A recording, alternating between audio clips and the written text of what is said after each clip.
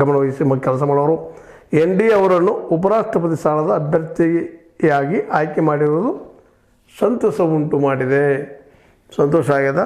ಅವ್ರು ನಿಲ್ಲಿಸ್ತೀವಿ, ನಮ್ಮ ಬೆಂಬಲದ ಜೊತೆಗೆ ವಿರೋಧಿಗಳು ಸಹಿತ ವಿಶ್ವಾಸ ತೊಗೊಂಡು ಕೆಲಸ ಮಾಡ್ತೀವಿ ಅಂತ ಹೇಳಿದ್ದಾರೆ.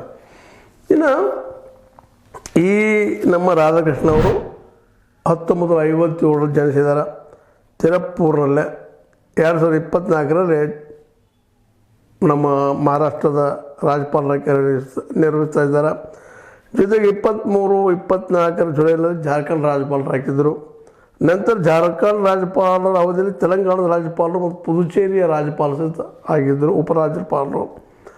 ಹೀಗೆ ಈ ವಿಶೇಷವಾಗಿ ಇವರು ಲೋಕಸಭಾ ಚುನಾವಣೆ ನಿಂತು ಆಯ್ಕೆಯಾಗಿ ಬಂದಂಥವ್ರು ಇದ್ದಾರೆ. 1998, 1999 2004ರಿಂದ 2007ರವರೆಗೆ BJP ಘಟಕದ ಅಧ್ಯಕ್ಷರಾಗಿದ್ದಾರೆ. ಜೊತೆಗೆ 2020ರಿಂದ 2022ರವರೆಗೆ BJP ಕೇರಳ ಘಟಕದ ಉಸ್ತುವಾರಿ ಸಹಿತ ಆಗಿದೆ. ಅಂದರೆ ಒಟ್ಟಾರೆಯಾಗಿ BJP ಜೊತೆಗೆ RSS ಕಟ್ಟ ಕಾರ್ಯನಿರ್ವಾಹಕರು ಇವರು ನಮ್ಮ ಏನಪ್ಪ ರಾಧಾಕೃಷ್ಣನ್ ಅವರು. ಈಗ ಅವರನ್ನು ರಾಷ್ಟ್ರಪತಿ ಅಂದರೆ ಉಪರಾಷ್ಟ್ರಪತಿ ಚುನಾವಣೆ ನಿಲ್ಲಿಸ್ತಾ ಇದ್ದಾರೆ BJPಗರು.